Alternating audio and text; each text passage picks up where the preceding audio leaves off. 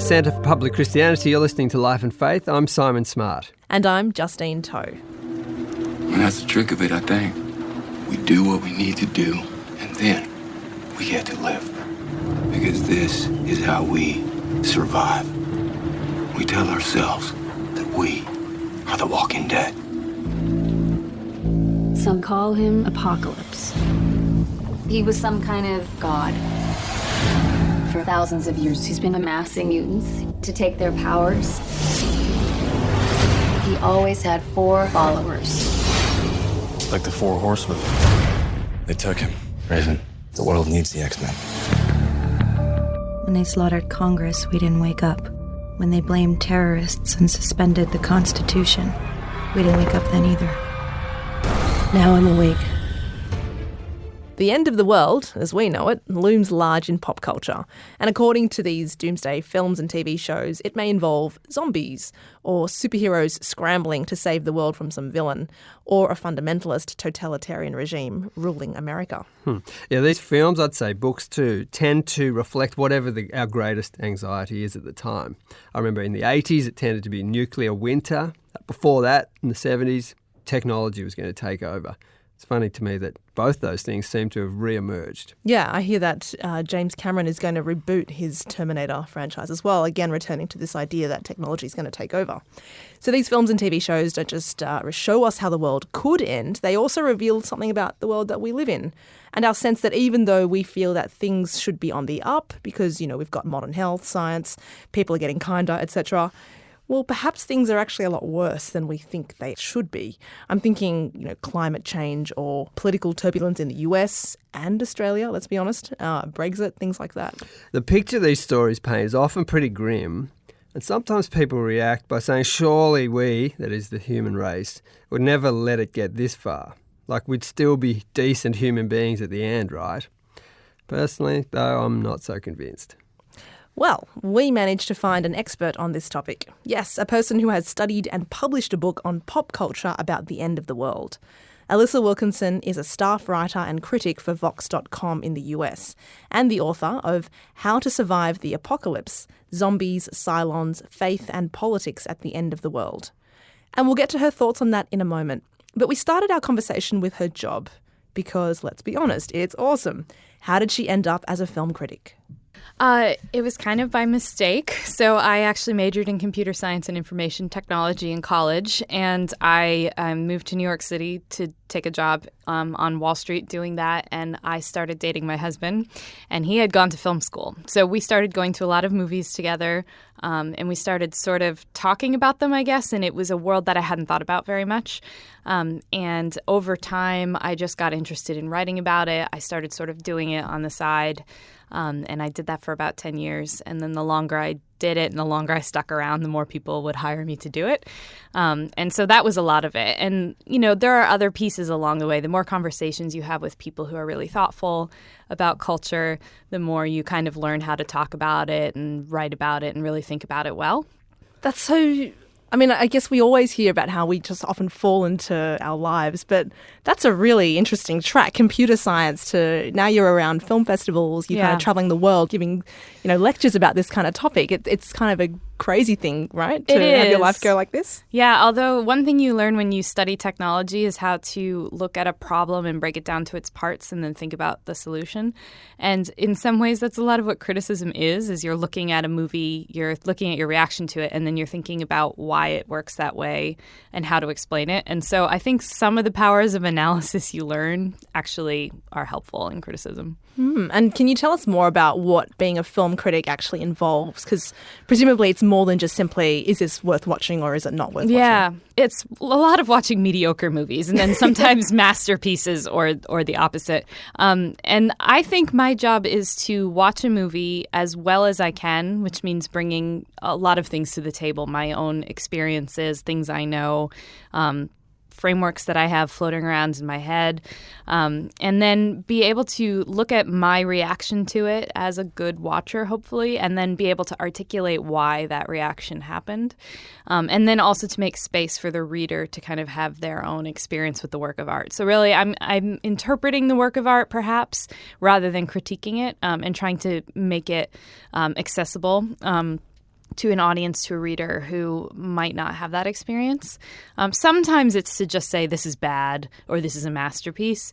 But if I don't add the why, this is bad because, this is wonderful because, or this needs work because, then I'm not doing my job at all as a critic. Can you give us a snapshot as to a couple of your favourite films? You know, what films would you consider are unmissable because of what they mean to you and also what they might mean for wider society?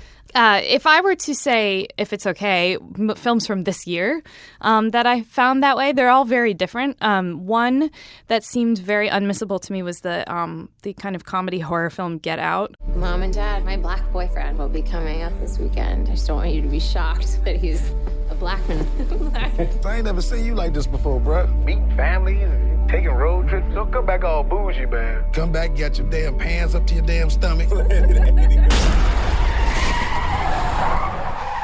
What I loved about it was that it used the tools of comedy and horror at the same time in order to actually make me feel like I was experiencing what the main character was. And it's a movie that's kind of skewering kind of white liberal racism that thinks that it's very kind of evolved and tolerant. Yeah. And it skewers it in a way that I think is really revelatory for a lot of people. You just don't, it helps you see the world through a different set of eyes, through two genres that aren't maybe always the best for that. So that was one. There was a film called A Ghost Story. We build our legacy piece by piece, and maybe the whole world will remember you, or maybe just a couple of people, but you do what you can to make sure you're still around after you're gone. Well, I can hardly even say what it's about, but it's basically this giant cosmic romance in a very tiny little film. And the main character spends most of the movie under a sheet, like a bed sheet. He's a ghost.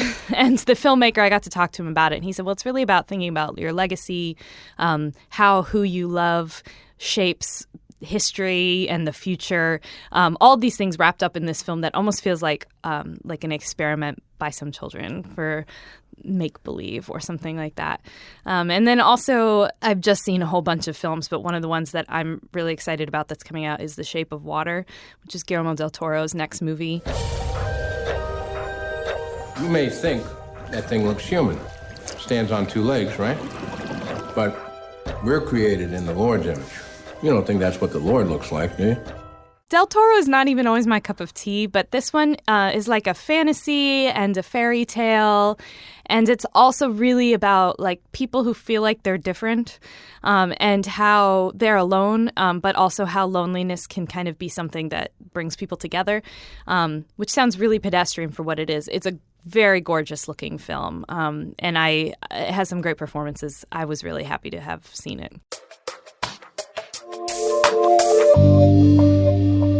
In my experience, most people in media who don't have a strong religious background are very intrigued by religion and interested. If you're smart and you're kind of paying attention, you know that religion is a huge driving force behind many, many, many things that are happening all over the world. So people who come from religious commitments, I think, at least at home, have a very have almost an advantage because we have a way of interpreting the world that is tied to tradition and tied to moral language that has largely kind of evaporated out of the public sphere for a long time. So for me, whatever kind of prominence I have as a critic is partly tied to the fact that I am like the critic who writes about Christian stuff too. You can help interpret the times. Yeah, I've discovered when I was writing for Christianity Today that, I was writing to a Christian audience, but there was also a lot of people who wouldn't have considered themselves Christian at all who were reading because they were interested in what we were saying and in how we kind of would think about this. And I'm not the only person who's doing it, but I've worked really hard to kind of develop that voice. And that's part of what got me, I think, in at my job at Vox was that that's a context that I can bring to culture that maybe somebody else couldn't necessarily have. So if you're helping to interpret, I guess, religious themes for maybe a largely secular public, if someone was entirely ignorant of the Christian faith and only could be exposed to what they're watching, what would they conclude about it? It's interesting to see where religious characters pop up on TV. In many cases, they're brought in as sort of these voices of wisdom or advice or even sacrifice, which I think surprises a lot of people. But I'm thinking of two major shows in the U.S. One is called The Americans, which is set during the Cold War, and it's about some Russian spies who are living as Americans in the midst of what's going on in the 1980s. And the parents are quite committed to their home country of the Soviet Union and to the ideals of that country. But their daughter, their teenage daughter, becomes part of a church, and she's actually baptized during the show, and she is attracted to the ways that that church fights for justice and also believes in something higher. And the minister in that show becomes a very key figure because he stands in contrast to these other ideologies of extreme kind of American patriotism and extreme Soviet patriotism. So that minister represents a third way in that show, which is something that I really hope people would take away as a good representation of Christianity. Or I'm thinking of the show The Leftovers, which was on HBO and it just concluded.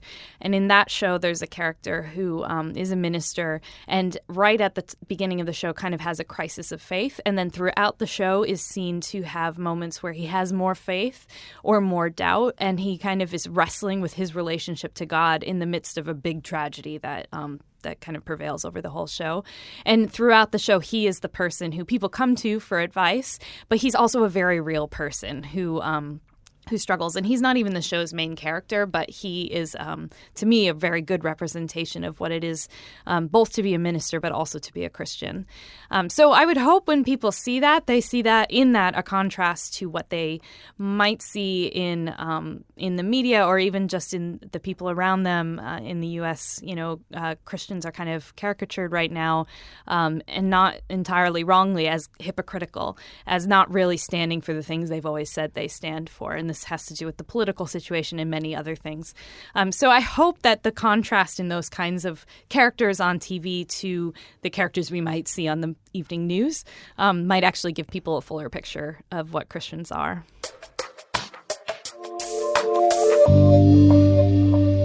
You're listening to Life and Faith from the Centre for Public Christianity. Alissa Wilkinson is a film critic and the author of How to Survive the Apocalypse, Zombies, Cylons, Faith and Politics at the End of the World.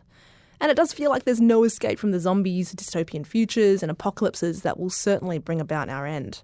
So why are we obsessed with this narrative? Well, one big reason is that stories of apocalypse and post-apocalypse are basically as old as the hills. We just have a very particular bent on it in the 20th and 21st century, which is that the apocalypse isn't something visited on us by God or the gods, but that we're going to bring it on ourselves through science or technology or all these different ways that we might bring the apocalypse on. And so when we see that turn towards dystopia, I think what we're seeing is the optimism of the Enlightenment, the idea that we could create a utopia on Earth. That has proven to be false. These systems that we came up with to bring about a utopia have failed, and we see that all throughout the 20th century. So dystopia is sort of the more woke version of utopia. It's where we look at it and say, oh, utopia was only utopia for whoever created the utopia. Dystopia, though, is a pessimistic version of the future. And it's where we're kind of working out our biggest anxieties as a culture. Like, for instance, does the human race deserve to continue? Or would it be better if we just went away, right? Or how, if all the niceties of civilization were stripped away from us, how would we treat one another? What kind of a society would we come up with? What's left at the end? And so if we think about Hunger Games, for instance, it's about an authoritarian regime that pits teenagers against each other to fight to the death. But really, it's about a culture soaked in entertainment that's too distracted to notice that it's been taken over by tyrants. And the conclusion of the book is that someone in power will always be seeking their own good, but all we really have is each other. And that's the conclusion. And that's, I think, a conclusion that a lot of people are coming up with, is that human relationships is where the only lasting good can be found. And this is sad in some ways because it leaves out things like good institutions, but it's also good to see that people are coming to that conclusion because that's a place that we can really start from if we're wanting to build a more just society. And from what you're saying, it sounds as though even though a lot of these take place in the future, they're really just meditations on what life is like right now, right? So you mentioned the distrust of institutions. You're saying that we right now have lost faith in the capacity for institutions to actually be promoting human thriving, but it's all about a power grab. Yeah, I mean, I think that's the view that certainly a lot of young people have of institutions. There's a reason that most young people are really, really worried about committing to any institution, and I don't think it's anything more than fear of just the corrupt institutions perpetuating themselves over and over. But yeah, I mean, dystopian stories and science fiction and those things in general have always really been about us today, never really about the future. So what do you make then of like comic book superhero films? Yeah, I mean, those are almost all of those have their roots in the 50s and 60s and sort of a post-war and even earlier. So the idea there was always, how can we fight injustice? And the conclusion's always kind of been like, we need a hero to save us. Maybe we can be that hero, but really that's where justice comes from. And our obsession with superheroes today probably is coming from pretty much the same place. They also just make a lot of money, unfortunately. No, totally. So, yeah, that's an economic imperative exactly. as well. Yeah. But the bigger question there is like, are we capable of being superheroes ourselves? So, and this summer, both Wonder Woman and the new Spider-Man movie really kind of focused in on that idea of they're not about ordinary people. They are about people with superpowers, but they also are more fundamentally about people who are grappling with like, what is human nature? And how does human nature cause the problems of the world, and then what happens next? There's, comic book superheroes tend to kind of operate in a really polarized black and white universe, but there's also texts like Deadpool, which sort of really mess with the program, right? Yeah, I mean, here's the this is like the dystopian superhero, right? And that was teased in the Dark Knight trilogy decades ago, but there's still a hero, even if he's a dark and flawed hero. Now we see more things that are just fully inverting the trope in order to maybe expose some of its limitations.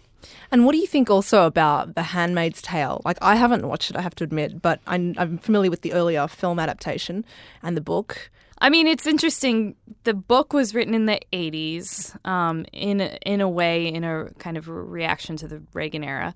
The bigger question that I think animates people when they keep returning to that story is, what would it take for us to, as a enlightened and progressive society, end up back in that kind of a place? And the answer The Handmaid's Tale gives is really kind of sobering, that if we take our eye off the ball, if we get too distracted by our own comfortable lives, little by little those rights and freedoms that we enjoy could be chipped away by people who are going to use ideologies like this one that the regime in Gilead has in order to make excuses for enslaving or creating these kinds of restrictive societies around the vulnerable. But really, it's, if we keep being distracted, we might miss the signs that that's even happening. Your book really engages with Charles Taylor's work and his discussions of what it means to live in a secular age where people can freely choose to believe in the transcendent or not actually believe in the transcendent. Because it seems that on the one hand, something like Game of Thrones feels like it does admit the possibility of a bigger picture because there's the White Walkers and that's the real war going behind the battle for the Iron Throne. Yeah. Like, don't get distracted by the Iron Throne. Right.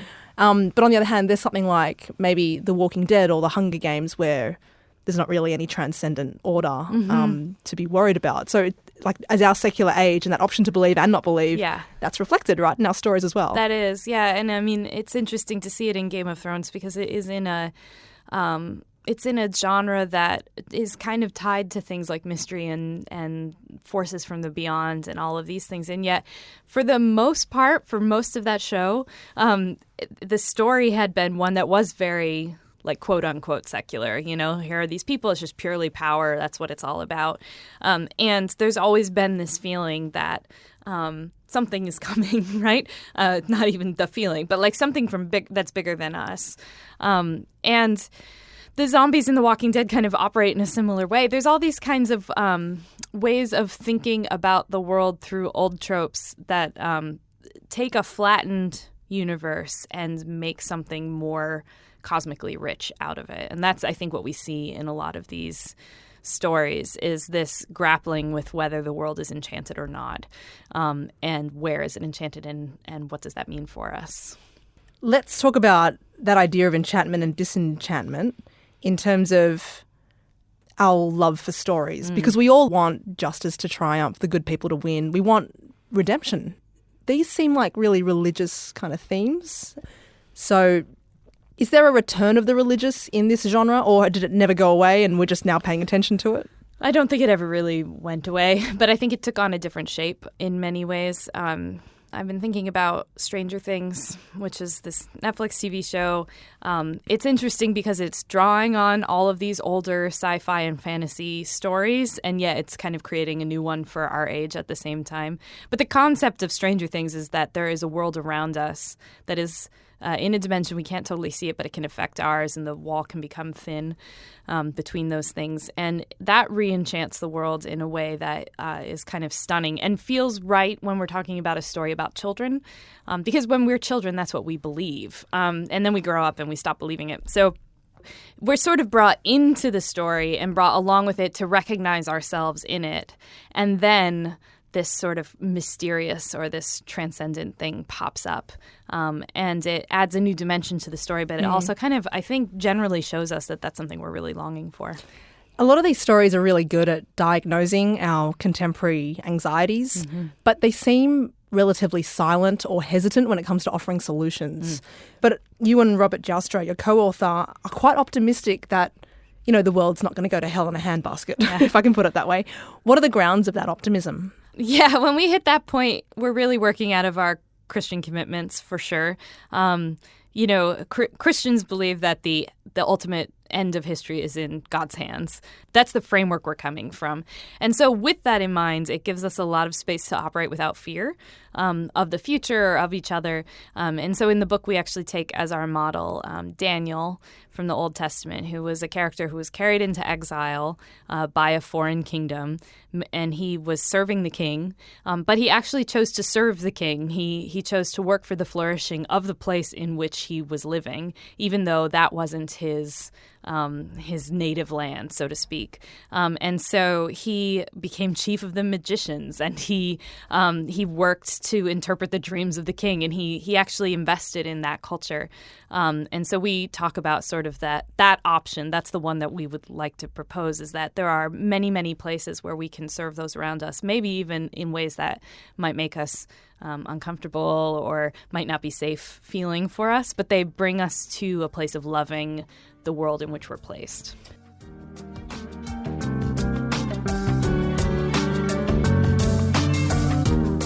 From the Centre for Public Christianity, you've been listening to Life and Faith with Simon Smart and Justine Toe.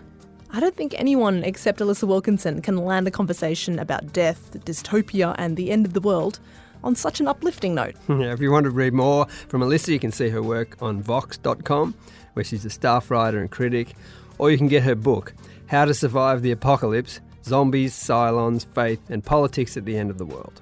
If you want to share this conversation or listen again, you can find it on our website, publicchristianity.org, or wherever you get your podcasts. Just type Life and Faith in the search box to find us.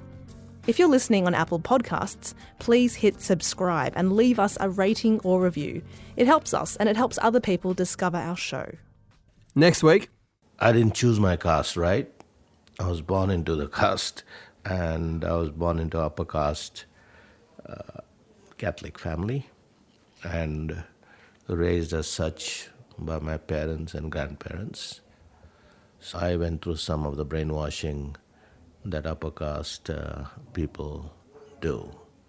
Were you aware of the situation of Dalits and other lower castes? I knew there was this group of people that we could not mix with, and they were treated differently. But I was shielded from the kind of misery because I grew up in an urban area, so it was not in my face. And like most urbanized Indians who do not see the caste system in their face when they are told, and many of them confess, we just didn't know.